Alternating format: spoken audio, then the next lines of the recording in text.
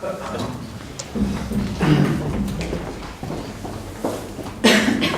Secretary, would you share with us some thoughts on your expectations in terms of shifts, positive shifts in NATO, EU cooperation and thought? Shall I respond to each question as they come? Yeah, possibly. There's been progress in EU-NATO cooperation, but frankly not as much as we would wish. These are two organizations with significant overlap in their membership. They are both headquartered in the same city. They both are pursuing very similar goals in terms of global stability, defense, and promotion of our values and interests. And so the United States is a strong supporter of greater cooperation between the two. I think at a practical level, the growth in cooperation between individuals, such as the Secretary General of NATO and High Representative of the European Union, is positive and pragmatic. I think that the majority of member states supports increasing cooperation between the two organizations, but at an institutional level, there is much more work to be done. As you know, Secretary General Rasmussen took an initiative in the run-up to the Lisbon summit to see if further institutional cooperation could be promoted. But ultimately, there are limits to the degree to which this was achieved. We in the United States continue to support the development of the institutional cooperation, but obviously only when there's a consensus among member states of both organizations are we going to be able to take that to the level that we think it should be. Thank you. Mr. Secretary, what's your opinion on what purpose did the Washington Post publish a letter at the first day of this year, full of dirty slanders like racism, anti-Semitism, chauvinism against Hungary. The letter was written by a Hungarian pianist from Italy. But in the letter was no facts, no proofs, of course. And what do you think? What is the purpose of the campaign that has been carried on by the Washington Post, New York Times, the Neue Zürcher Zeitung, and papers in Britain and Canada even, promoting similar dirty slanders for the last decade? Again, without any proofs, any facts. Or what do you think of the purpose of the international slander campaign that has started against the new Hungarian media law? It started before the law was issued, even in Hungarian, so of course it is without any reasons and proofs. Thank you for your patience. Thank you. I have to say I'm not familiar with the letter in the Washington Post that you're referring to, so I can't comment specifically on that. As a general point, I can say I think Hungary's reputation in the United States and around the world is excellent.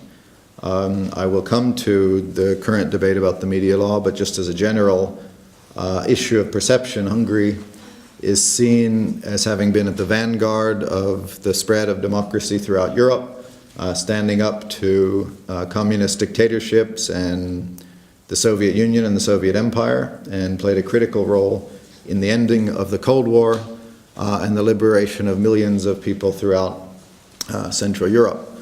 In addition to that historical legacy, it is seen as a critical partner of the United States, as a responsible NATO ally, and as a responsible member of the European Union, and as a great friend of the United States. So in terms of perceptions or what you defined as slander, I don't share that assessment, and I can tell you that the perception in the United States in general about Hungary is a very positive one. You're right that there has been considerable discussion internationally, including in the United States, about the media law, and I think that reflects a genuine concern of a number of observers that the mechanisms, that the elements in the media law could restrain freedom of expression in a way that would be inappropriate for a democracy. And I think it's a reflection of the value that we all, when I say we, I mean the United States, the members of the European Union, those who are engaged in this debate, place on the importance of free media and expression. And it's not for me to get into the details of what Hungary's laws look like, but I think I can say, as a friend of Hungary, that Hungarians should take this debate seriously. For the United States, free media and free expression is a core part of democracy. It's an important element of a healthy society.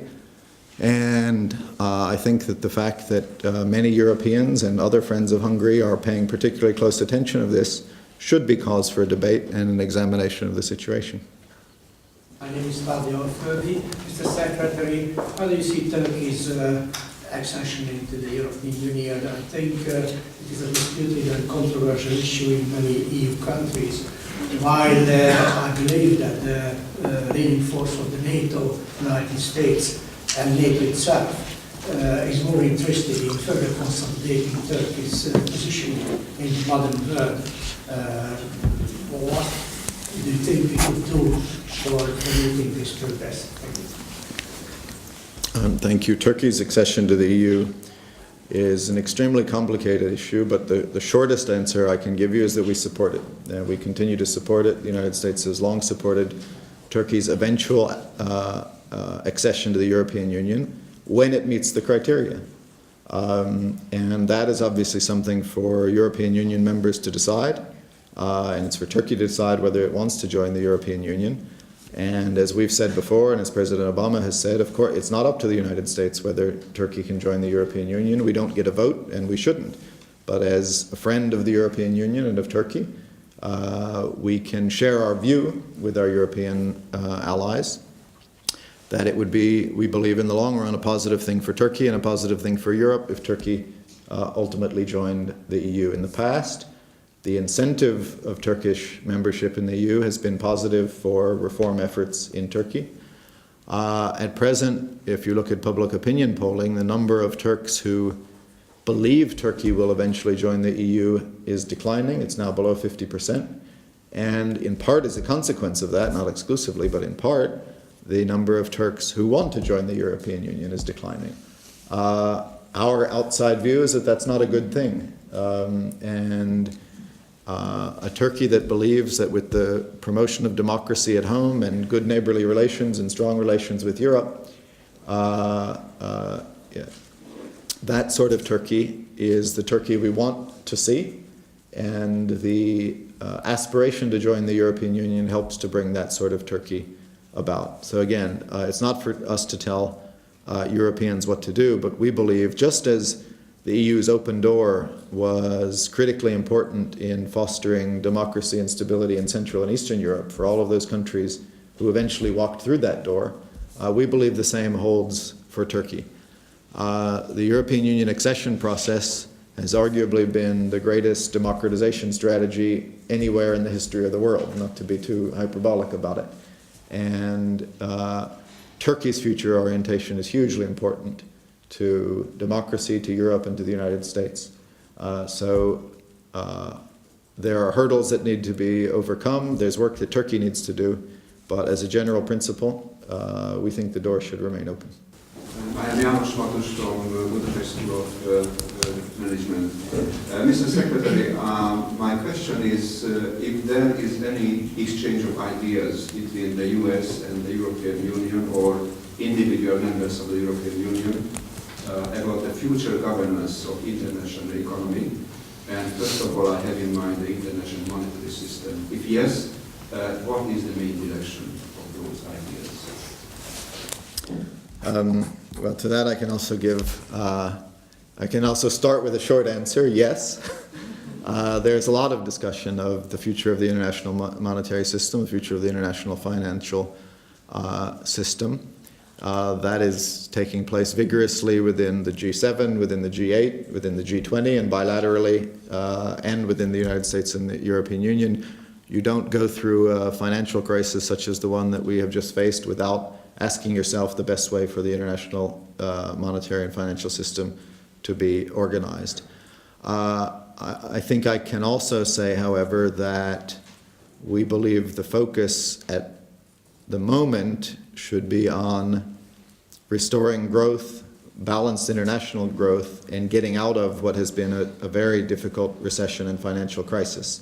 And that any talk of longer-term, more fundamental changes in the international monetary system should be carefully thought through, deliberately assessed, and considered in due time, with the priority for now being dealing with the current crisis that we're all facing. Yes, I'm Nicholas, Express Councillor for the Greek Embassy. I would like to ask you regarding the EU summit on energy summit on February 4th. What do you expect more concretely as a result of this summit? Thank you. I don't think vis-a-vis this summit or similar meetings on this subject, one should be expecting deliverables and the sort of decisions on major energy policies or pipelines or anything of that sort. What is necessary is a constant examination of the technologies and policies that will help promote energy diversity and security throughout Europe. That's in the interest not only of the Europeans but of the United States as well. It's obviously an energy security issue because we've seen countries who don't have energy security suffer during the winter, and I'm thinking particularly of the region we're in right now. It's critically important in that regard. It's an important economic issue because the more energy diversity you have, the better prices you get, and you can spend your money on different things that we all need. And it's also an issue of political security because countries that are dependent for energy and economics are inevitably dependent politically, and that's why the United States strongly believes in the principle of diversity. It's not directed at any particular country, and it's not for any particular country. I think we all benefit if countries have more energy diversity, and that's a question of supplies, meaning alternative supplies, and it's a question of technology. And ultimately, I think technology needs to, diversity of supplies, I'm talking about different pipelines and different routes to get energy, whether it be oil, gas, or other, and technology which can lead to efficiencies, which also helps improve the energy picture. And that's where those are the areas that the US-EU energy dialogue focuses on, and we think, as I mentioned, we've had some success in that area. The United States continues to support Southern Corridor to Europe, which will help promote that energy diversity that should help in all of the areas that I mentioned. Hi, my name is Gabor from the Hungary Financial Weekly Highway, and my question would concern Russia in two parts. One part, you mentioned Belarus and sanctions against Belarus. Do you think that is there any effect on them as long as they have their big friend with the subsidized oil and gas supply and raw material supply? And the other part of the question, and which also relates to the energy security or the energy policy of Russia,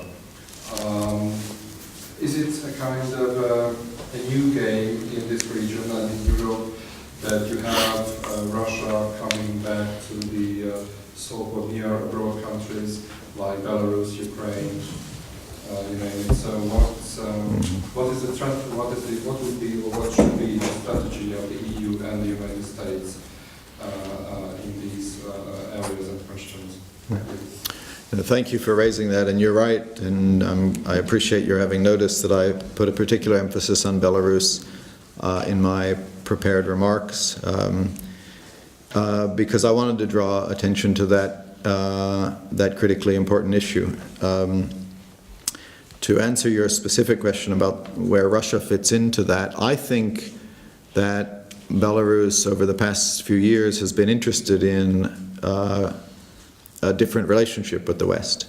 There have been sanctions on Belarus for some time, both from the European Union and from the United States, which has led Belarus to be exceedingly dependent on Russia for economic support, for political support, and for energy.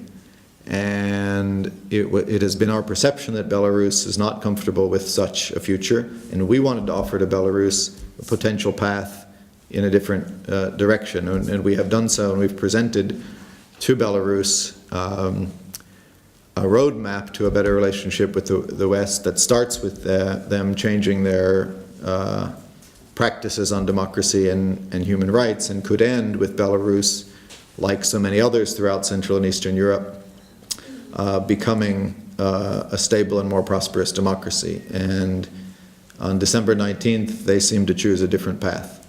And that's why I wanted to stress in my on-the-record remarks that they need to understand that there are consequences of that choice. And to the extent that they want to have a different and better relationship with the West, whether it be Europe or the United States, the crackdown following the election is inconsistent with their ability to follow through with that choice. I don't think Belarus wants to be entirely dependent on Russia.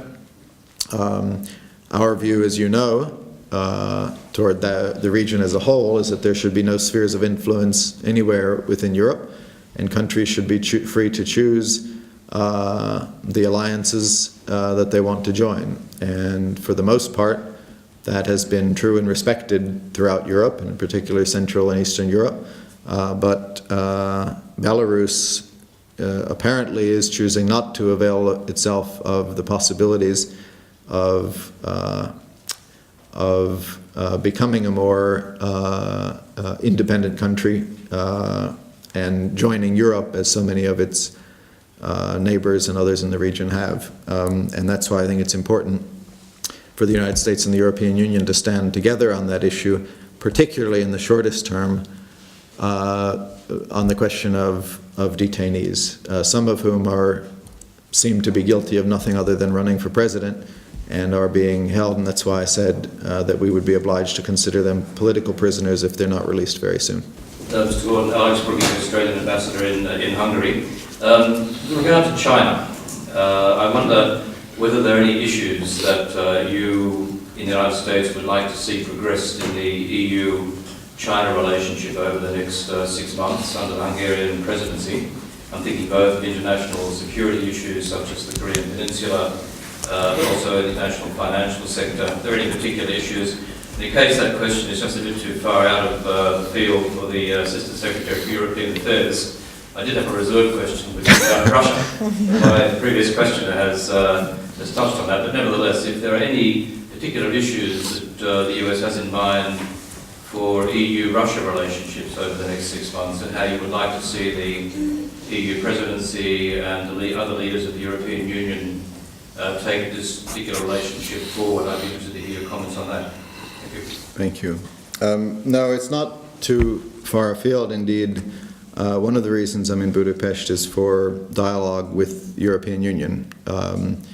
Under the Hungarian presidency, EU political directors have come together, and we, as we do every 6 months under different presidencies, have a dialogue on global issues, and it so happens that Asia was one of them today, which I think reflects what I tried to describe as the overall US-EU partnership. It's a global partnership now. It's not to say that it's not also about Europe, because there are challenges in Europe, not least Belarus, but also the others I mentioned, like the Balkans and Russia, and obviously still in some issues in Western Europe itself. But more than anything, it's a global partnership. So we do sit together and we talk about how we together deal with rising powers like China on the economic front and on the security front. In some ways, in some areas, there are some areas where there's more to talk about than others. Europe is not a major military power in Asia like we are, but there are security issues that come up, not least the issue of the arms embargo on China. In economic terms, Europe is much more of a player, and there's plenty for us to talk about. And we do in a positive way. And why do we do that? We do that because the United States knows it can't deal with these global issues like China or Russia alone. And as it looks around the world for partners, it turns out most of the most important ones are in the European Union. Together, the European Union members are the most prosperous, democratic, and like-minded partners we have out there. And that's why we have and we need dialogue on all sorts of global affairs. And these days, that certainly includes China, which, whether we like it or not, is looming larger and larger on the international stage. As I say, the rise of China as a geopolitical power is more directly, I was going to say a challenge, don't overinterpret that word, but a challenge to the United States, which has been responsible for security and stability in Asia, together with partners like Australia and others, than to the European Union. But on the economic front, we find ourselves dealing with the question of Chinese currency and trade and the management of the global financial system have an awful lot to discuss with the Europeans, and it forms a key part of this partnership. Just very briefly on Russia, I think we have a good US-EU dialogue on Russia as well, as you know, because just like on China, we have common interests, and that's why we can work on these things together. As you know, we, the Obama administration, have put a great priority on changing our relationship with Russia. The one we inherited was deteriorating. We had common interests that weren't being pursued, and we determined to find areas where we could work together without, and this is the important part, without sacrificing the important principles that guide our relationship with Europe and with Russia and our relationship with our other European friends. And we said at the start, and I dare say I think we've stuck to our word, that we would pursue this better relationship with Russia in areas of non-proliferation, like the START treaty, in economic areas like getting Russia into the WTO, in global security issues like our cooperation with Iran. We said we would do all of that and pursue all of that while also standing by the sovereignty and territorial integrity of our friends in NATO and in Central and Eastern Europe, and defending their right to choose their alliances, and clearly disagreeing with Russia publicly and privately when we do, as we have over the issue of Georgia. And we've been very clear about that. And we also said we would pursue that better relationship with Russia without pulling our punches on issues of democracy and human rights. And I think we've been very clear about that as well. And we've done that all in close coordination with the European Union. And just as I said more globally about everything we're doing, we feel our messages and our policies are stronger when we do them together with the European Union, and we look forward to doing so under the Hungarian presidency. Thank you. A lot of perceptive comments in what you said. Let me just respond briefly.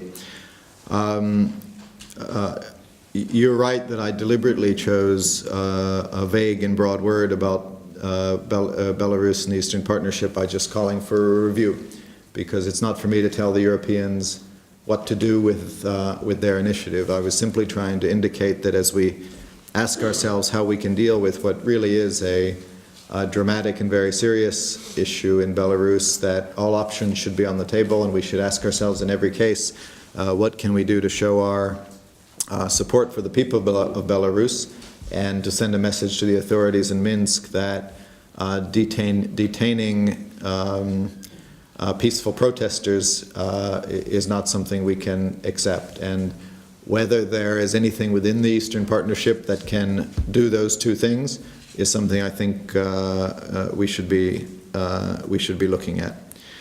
On the Western Balkans, I think you rightly point to what is sometimes called enlargement fatigue, and EU members not being so keen in welcoming new countries in. There's nothing new about that. It tends to rise with economic difficulties. But it seems to me there's no alternative in the long run to the EU accession path remaining open to all of Europe and all countries of the Western Balkans, as difficult as it may be, even if there aren't immediate prospects for entry. In the long run, we will not have completely succeeded in our historic project of building security and democracy in Europe until all of the Western Balkans is in. and we need to continue to do what is necessary to keep that perspective alive. It is not easy. You point to problems within Bosnia for different reasons. There are challenges between Serbia and the EU, and even more for Kosovo and other countries in the region. But we absolutely believe that this remains the most powerful factor in getting the Balkans to make the right choices, and that it would be in the interests of the countries in the Balkans as well as in the EU to keep that process alive. If I understood you correctly about Bosnia, just to be clear, in case that's what you were suggesting, some sort of review of Dayton as in the basic structures, as difficult as it is to enforce Dayton and as polarized as the parties in Bosnia remain, we don't see any alternative, and in no way believe that we should start reviewing the basic arrangements of Bosnia and Herzegovina as a country. That would be the wrong path for that country and for the region as a whole. The ambassador is signaling to me that it is almost time for us to wrap up. I can tell you I have no announcements to make about Secretary Clinton's travel plans, but just as soon as I do, those announcements will be made.